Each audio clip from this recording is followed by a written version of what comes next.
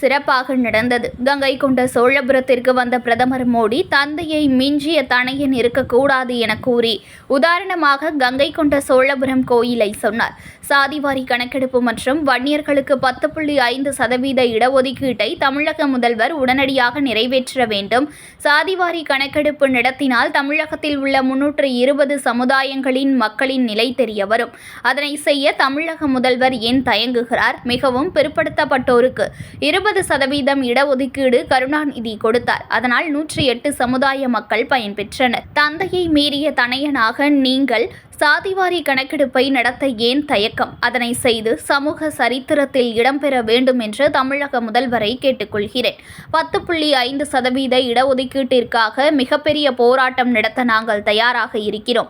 எங்களை அந்த அளவிற்கு கொண்டு செல்லாதீர்கள். மக்கள் பாதிக்கப்படுவார்கள் என்பதை நாங்கள் உணர்வோம். அதனால் சாதிவாரி கணக்கெடுப்பை உடனடியாக நடத்த தமிழக முதல்வர் அறிவிக்க வேண்டும் என்று அன்புடன் கேட்டுக்கொள்கிறேன். மது, கஞ்சா விற்பனை செய்பவர்களை பொதுமக்களே பிடித்து காவல்துறையினர் ஒப்படைக்க வேண்டும். போதைப் பொருள் பழக்கத்திற்கு ஆட்படாமல் பெற்றோர்களும் பிள்ளைகளை கண்காணிக்க வேண்டும். 2026 நீங்கள் நினைக்கும் வகையில் வெற்றி கூட்டணி அமைப்பேன். வேறு யார் எது சொன்னாலும் நீங்கள் காது கொடுத்து கேட்க வேண்டியதில்லை. நான் சொல்வதுதான் நடக்கும் என்றார்.